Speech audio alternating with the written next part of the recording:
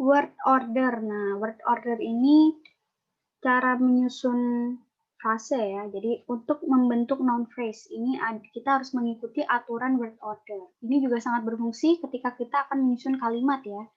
Karena biasanya kalimat itu kan berupa frase, verb, kemudian frase lagi seperti itu. Nah, jadi word ordernya itu harus sesuai urutan ini ya. Jadi kalau disingkat nih jadi Deutsch. Nah, diingat ya. Jadi harus determinernya dulu.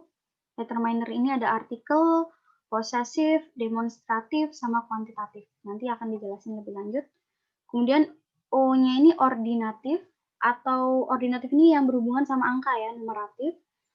Kemudian E-nya ini epithet, jadi epithet ini adjektif murni ya. Nah, ini pun ada urutannya, jadi harus sesuai dengan urutannya. Jadi harus O-SASCOM gitu. Jadi opinion, size, age, S yang kedua jadi shape, kemudian color, origin, material. Nah, kemudian ada C-nya ada classifier. Classifier ini noun ya. Kemudian ada head. Nah, head ini principal noun. Jadi noun yang dijelaskan ya, noun yang dijelaskan. Kata benda utamanya principal noun. Kalau classifier ini noun yang menjelaskan. Oke, jadi ada Deutsch ya, determiner, ordinatif, epithet. Epithet ini ada osascom, kemudian classifier dan head. Oke, yang pertama ada determiner ya. Determiner itu artikel kayak en, de. Nah, ini artikel yang kita tahu kan en sama de ya. Nah, kita udah tahu kalau misalnya sama en ini kan untuk benda tunggal ya, benda tunggal. Nah, ini digunakan untuk noun yang awalan bacanya nih konsonan. Pokoknya yang selain a, i, u, e, o ya. Nah, tapi meskipun di sini a, i, u, e, o, kalau cara bacanya ini bukan u, ya, ini menggunakan e. Misalnya ini kan tulisannya aja university ya, tapi kan bacanya kan university. Nah, bacanya kan kayak y ya, berarti dia dihitung konsonan, jadi a university. Kemudian kalau en, nah en ini pokoknya yang diikutin dengan vowel ya, pokoknya diikutin a, i, u, e, o. Jadi diikutin a, i, u, e, o, dan cara bacanya juga a, i, u, e, o. Misalnya ini ya, meskipun jam itu kan tulisannya hour gitu ya, tapi kan bacanya kan hour. Nah, bacanya kayak a depannya ya, hour. Berarti vowel. An hour. Jadi kita pakai n gitu ya. Jadi untuk ini pokoknya untuk konsonan, cara bacanya konsonan. Kalau n ini untuk yang cara bacanya vowel a, i, u, e, o. Nah, terus perbedaannya en sama the ini apa sih? Nah, kalau the ini sih oke, dari cara bacanya dulu deh lupa ya. Kalau the ini cara bacanya sih nggak terlalu berbeda ya. Dia bisa diikutin konsonan, bisa diikutin juga sama vowel. Bedanya kalau misalnya the diikutin konsonan kan bacanya biasa ya, the movie gitu ya. Tapi ketika the ini diikutin dengan vowel, diikutin dengan a, i, u, e, o, bacanya jadi the. Misalnya ya, the ending, the end gitu. Jadi bacanya the. Cuma baca beda cara bacanya aja. Nah, kalau kapan kita menggunakan artikel en, kapan kita menggunakan the. Nah, kita lihat ya. Jadi ketika en ini sifatnya general atau belum ada reference. Belum pernah disebutkan sebelumnya ya. Jadi nggak ada referensinya. Kalau the ini lebih spesifik, jadi sesuatu yang spesifik dan sudah ada referensinya. Kita gunakan the. Langsung ke contoh ya. Misalnya, I watch a movie, the movie tells about. Nah, jadi di sini kenapa pakai kenapa yang kedua pakai the? Kan kalau yang pertama kan aku nonton suatu film. Aku nonton sebuah film. Ini kan belum ada referensi sebelumnya ya. Nah, jadi sebuah atau suatu kita pakai en. Tapi ketika udah ada namanya, nah film ini maksudnya ya. Menceritakan tentang, nah makanya pakainya the movie. Jadi film itu. Jadi ketika ada reference, ada kata tunjuknya di situ, nah kita pakai the. Tapi kalau masih general ya, masih suatu kota, suatu film, nah kita pakai atau en. Sebuah, nah kita bisa pakai en ya. Nah, atau belum ada referensinya. Nah, kalau the ini untuk suatu yang spesifik atau sudah ada referensinya, udah ada kata tunjuknya ya. Misalnya film itu Nah, seperti itu. Gadis itu, nah kita pakai yang itu. Kemudian spesifik, ini maksudnya satu dan satu-satunya ya. Misalnya, matahari. Matahari itu kan satu dan satu-satunya. Makanya meskipun satu, kenapa kita nggak pernah bilang a sun? Ya karena itu spesifik ya, cuma satu. Makanya bilangnya the sun. The US Army, karena US Army ya cuma ada di Amerika itu ya. Nah, spesifik.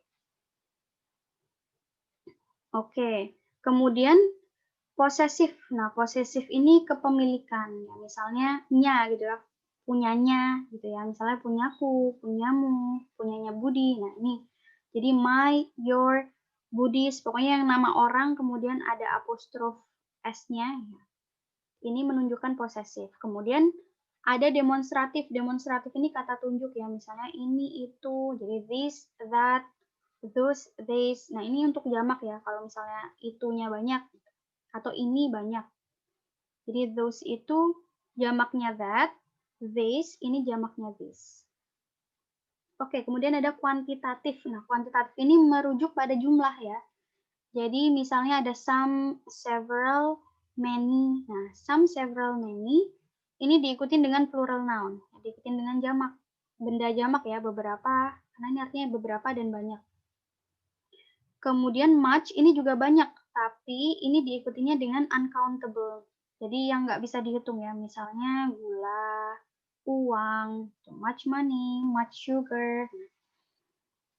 Kemudian a lot of, nah kalau a lot of ini juga banyak artinya, tapi dia diikutin dengan, bisa diikutin dengan sesuatu yang bisa dihitung, ataupun sesuatu yang nggak bisa dihitung. Oke, kemudian a few sama few. Nah, ini bisa diikutin dengan jamak ya. A few dan few. Diikutin dengan jamak. A little dan little. Nah, ini diikutinya sama uncountable. Sedikit artinya ya. Diikutin dengan sesuatu yang nggak bisa dihitung. Benda yang nggak bisa dihitung. Oke, jadi perbedaan a few dan few sama a little dan little. Jadi yang pertama, ini perbedaan dari a few sama few. Sebenarnya a few dan few ini artinya sama ya, beberapa. Tapi a few ini implikasinya positif, sementara few, ketika kita ngomong few, ini implikasinya negatif. Nah, coba lihat statement yang pertama ya. Rani is happy, she is having a few guests today. Nah, di sini implikasinya beberapanya membuat dia puas. Jadi, misalnya yang diundang 10 orang. Kemudian yang datang ini 7 orang. Berarti udah beberapanya ini udah sesuai ekspektasi ya. Nah, sementara yang kedua, Rani is sad. She is having few guests today. Nah, di sini implikasinya negatif. Jadi beberapa tamu, tapi nggak banyak ya. Jadi misalnya yang diundang 10, ini yang datang cuma 4. Jadi beberapa ya, tapi tidak sebanyak yang diharapkan. Seperti itu ya. Nah, kemudian untuk a little dan little. Jadi sama a little ini implikasinya positif, sementara little ini implikasinya negatif ya. Nah, kita lihat statement yang pertama. Oh, sebentar. Artinya ini sama-sama sedikit ya. Artinya sama-sama sedikit. Oke, coba kita lihat statement yang pertama. I like the coffee. It has a little sugar in it. Nah, dia suka kopinya meskipun di situ cuma ada sedikit gula. Berarti implikasinya di sini ketika menggunakan a little sugar, sedikit gula ini membuat dia senang ya. Nah, berarti dia lebih suka kopi yang pahit. Nah, kemudian yang kedua, misalnya, I don't like the coffee. It has little sugar in it. Nah, ini sama-sama sedikit, tapi bagi dia itu terlalu sedikit. Jadi dia nggak senang. Mungkin di sini implikasinya dia ini lebih suka kopi yang manis ya, nggak suka kopi pahit. Tapi di sini gulanya terlalu sedikit, jadi rasanya masih pahit gitu ya. Jadi sedikitnya tuh yang pertama membuat dia puas gitu, tapi yang little tanpa ini terlalu sedikit. Nah, seperti itu. Nah, ini perlu diperhatikan. DA, DB, DC ini tidak bisa bergabung. Jadi artikel posesif demonstratif ini nggak bisa bergabung ya. Misalnya the, my gitu, my ini nggak bisa. Tapi DA, DB, DC ini bisa ketemu dengan DD. Jadi misalnya artikel posesif demonstratif ini bisa ketemu dengan kuantitatif. Misalnya the, many, ini masih ada ya, bisa. Seperti itu. Oke. Tadi udah determiner ya. Kemudian do itu ordinatif. Oke, O-nya ordinatif. Ordinatif ini yang berhubungan sama angka ya, atau numeratif. Jadi ini ada ordinal, kardinal, dan multiple. Ordinal ini bilangan bertingkat ya, kayak misalnya pertama, kedua, ketiga, keempat, dan seterusnya. Jadi first, pertama, second, kedua, third, ketiga, fourth, keempat. Jadi kemudian seterusnya ini tinggal tambahkan TH ya, kayak kelima, keenam, jadi fifth, sixth, gitu. Terus kalau ke 21 ini balik lagi ke first-nya, jadi 21st, 22nd, seperti itu. Kemudian kardinal ini bilangan biasa, misalnya 1, 2, 3, 4, 5, 6. Nah, kemudian yang terakhir ini multiple. Nah, multiple ini adalah bilangan kelipatan ya, misalnya 1 kali, 2 kali, 3 kali. Nah, jadi once ini sekali, twice ini 2 kali, thrice ini 3 kali, atau biasanya 3 times. Kemudian misalnya lebih dari 3, ini kita bisa tinggal tambahkan times aja ya, misalnya 100 kali ya, berarti 100 times, seperti itu. Nah, ini contohnya, ada contoh soalnya ya. Jadi ingat ini urut ya, jadi ketika mengartikan frase, nah ini muncul dulu ya, jadi ordinalnya dulu baru kardinal. Tapi ketika membaca seperti ini, misalnya seminggu 3 kali, nah meskipun 3 kalinya ini multiple-nya ada di belakang, ini harus dibaca dulu. Ya, baru durasinya, baru lama waktunya. Jadi multiple-nya dulu, baru lama waktunya. Contohnya, selama pandemi, aku pergi ke sekolah seminggu 3 kali. Ya, seminggu 3 kali, tetap 3 kalinya dulu yang dibaca. Jadi, during pandemics, I go to school thrice atau 3 times a week. Jadi, kalau seminggu, sebulan tinggal tambahkan aja ya, kayak a week, a day, a month, gitu. Kalau sehari 2 kali, ya berarti 2 kalinya dulu yang dibaca, multiple-nya dulu ya, jadi twice a day. Kalau 2 hari sekali, berarti sekalinya dulu ya, jadi once, 2 days. Nah, baru durasinya. Oke, jadi kalau misalnya mau bilang selama, kita bisa tambahkan for ya. For ini artinya selama. Kemudian kalau mau bilang berhari-hari, gitu, berminggu-minggu, berjam-jam, ya ini tinggal tambahkan s saja di belakangnya. Jadi berhari-hari jadi days, berminggu-minggu jadi weeks, berbulan, berjam-jam jadi hours, gitu, bertahun-tahun years, gitu, jadi 4 days, 4 weeks, 4 hours, nah ini selama berjam-jam gitu ya. Nah, kemudian ini cara pembacaan untuk fraction, bilangan pecahan ya, bilangan pecahan. Misalnya 3/2. Jadi ingat, yang atas, pecahan yang atas ini dibaca bilangan biasa. Nah, yang bawah ini dibaca bilangan bertingkat. Jadi, misalnya 3/2 berarti 3 second. Gitu ya. Misalnya 2/5 berarti 2/5. Seperti itu ya. Nah, terus kemudian misalnya 1/2/3 berarti 1 and 2/3. Nah, tambahkan n-nya dulu ya. 1 and 2/3. Oke. Kemudian next ada epitet, kan Deutsch tadi ya. Jadi E-nya epitet, epitet ini adjektif murni, urutannya osaskom. Oke, ingat ya, osaskom. Jadi harus urut. Jadi yang pertama opinion, ya opinion ini karakter. Pokoknya yang berhubungan sama karakter ya, atau sifatnya. Misalnya beautiful, delicious. Kemudian size. Oke, kemudian osaskom ya, S. S-nya size. S yang kedua size, misalnya small, tall, wide, narrow.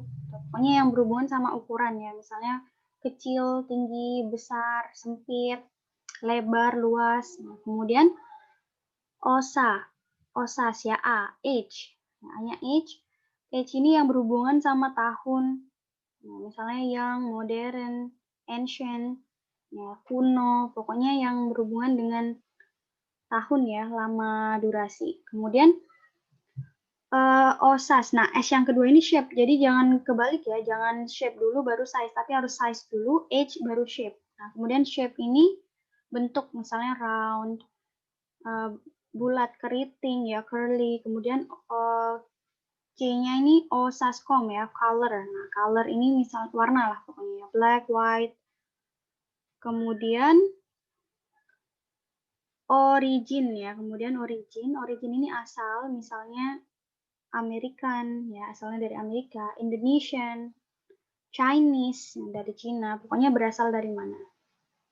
Osascom, ya kemudian yang terakhir material. Material ini bahannya ya, bahannya. Misalnya wooden, jadi terbuat dari kayu, metal, iron, seperti itu. Oke, jadi epitet ini ada osascom, jangan kebalik ya, jadi size dulu baru shape. Oke, kemudian ada Deutsch ya, C, classifier. Nah, classifier ini noun-nya, noun yang menjelaskan ya. Nah, sebelum head. Nah, head ini principal noun, kata benda utamanya. Oke, kita coba langsung ke contoh soal, contoh penyusunan noun phrase ya, word order dalam kalimat. Oke, 5 orang pendaftar pertama akan mendapat sebuah gantungan kunci keramik Cina yang kuno. Nah, jadi ini ya, jadi kita translate dulu frasenya, terus verb-nya ini jangan diotak-atik ya, maksudnya jangan ditranslate bareng dengan phrase-nya. Jadi frasenya dulu, kemudian verb-nya, baru phrase-nya lagi. Oke? Jadi 5 orang pendaftar pertama. Jadi pendaftar, ini orangnya ya, orang pendaftar ini berarti head-nya. Nah, ini principal noun ya, kata benda utamanya. 5 orang pendaftar pertama. Tadi ingat, tadi bertingkat dulu kan ya, baru bilangan biasa ya. Jadi the first 5. Nah, jadi determinernya dulu artikel, kemudian ordinalnya dulu, baru cardinal. Jadi the first 5 registrants, nah ini pendaftar ya, registrants will get, nah, sebuah gantungan kunci keramik Cina yang kuno. Nah, sebuah ini bisa bisa en ya kan. Kemudian kita lihat gantungan kunci. Jadi ingat, yang disebutkan pertama itu adalah kepalanya. Maksudnya benda yang disebutkan pertama itu adalah kepalanya. Itu head-nya ya. Itu principal noun. Jadi gantungan kunci ini head-nya, kita simpan dulu. Keramik Cina kuno. Oke, Cina ini berarti asal ya, Chinese. Origin, keramik ini materialnya. Kemudian kuno ini berhubungan sama tahun, berarti age. Oke, tadi urutannya osascom ya. Jadi harusnya age-nya dulu, osascom. Oke, age-nya dulu, baru origin, baru material ya, baru head-nya. Jadi ancient itu kuno, jadi en, karena ini kan vowel ya. Jadi an ancient Chinese ceramic keychain. Jadi the first 5 registrants will get an ancient Chinese ceramic keychain. Itu kalau translate ya. Nah, oke, catatan ya, jika terdapat classifier lebih dari satu classifier ya dalam satu frase, jadi misalnya frase itu terdiri dari kata benda semuanya. Nah, ini kita nyusunnya dari belakang ke depan ya, dari kanan ke kiri. Nah, misalnya ini contohnya ya, dampak peraturan lalu lintas. Nah, ini kan kata benda semua ya, noun semua. Jadi noun yang disebutkan pertama, ini adalah principal noun, ini head-nya ya, kata benda utama. Nah, jadi kita translate-nya dari belakang ke depannya. Jadi lalu lintasnya dulu, peraturan baru dampaknya. Jadi traffic, regulation, effect. Gitu. Atau misalnya head-nya ini mau di depan bisa nggak? Bisa. Ya, jadi tinggal tambahkan the sama of. Jadi the effect of, balik lagi dari belakang ke depan. Jadi the effect of traffic regulation. Itu ya. Nah, ini coba contohnya ya. Kita translate bareng-bareng ya. Misalnya 5 buku favoritku. Nah, ingat determinernya dulu ya, possessive nih, ada kepemilikan nih, ku kan. Jadi my. Buku ini kan disebutkan dulu ya, ini head-nya. Jadi dan favorit ini adalah adjective-nya, ini opinion ya. Jadi my 5 favorite books. Itu ya, kan ini kan numeratif. Determiner ordinatif, kemudian ini epithet-nya, ini head-nya. Oke. Kemudian sebuah metode sederhana penyusunan kata. Sebuah metode sederhana penyusunan kata. Nah, metode ini adalah head-nya. Karena muncul di awal ya, kata benda yang muncul di awal. Ini head-nya. Oke. Kemudian ada adjektif di sini sederhana. Berarti sederhana ini harus muncul dulu. Kan adjektif dulu ya, baru classifier dan head. Nah, jadi simple. Oke. Kemudian dari belakang ke depan, karena ini semuanya noun, penyusunan kata ini noun-noun. Jadi, a simple word arrangement method.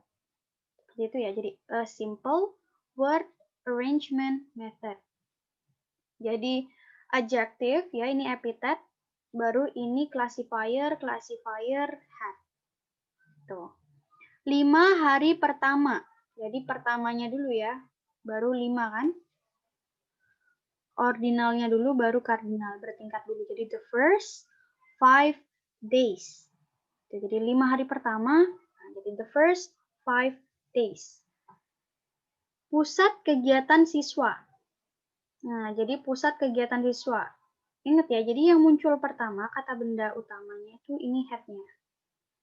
Jadi meskipun misalnya kita translate-nya gini ya, Activity Student Center, Activity Center Student. Sebenarnya kedengarannya pun enak, tapi tetap salah. Jadi translate-nya harus sesuai kaidah word order ya. Jadi kalau ada lebih dari satu classifier, dari belakang ke depannya. Jadi siswa dulu, kegiatan, baru pusat. Jadi Student Activity Center. Atau kalau misalnya head-nya mau di depan, berarti tambahkan the sama of ya. The sama of. Jadi the center of, balik belakang ke depan. Jadi the center of student activity atau student activity center. Oke, yang terakhir, contoh terakhir ya, misalnya perkembangan sumber daya manusia. Ya, perkembangan ini berarti adalah head-nya. Sumber daya ini resource. Manusia ya, human. Berarti human resource development. Atau kalau head-nya mau di depan berarti tambahkan the of ya. Jadi the development of, balik dari belakang ke depan, human resource. The development of human resource atau human resource development. Oke, gampang kan? Nah, sekarang teman-teman bisa mencoba untuk mentranslate kalimat ya. Jadi translate frasenya dulu, verbnya, baru frasenya lagi. Seperti itu.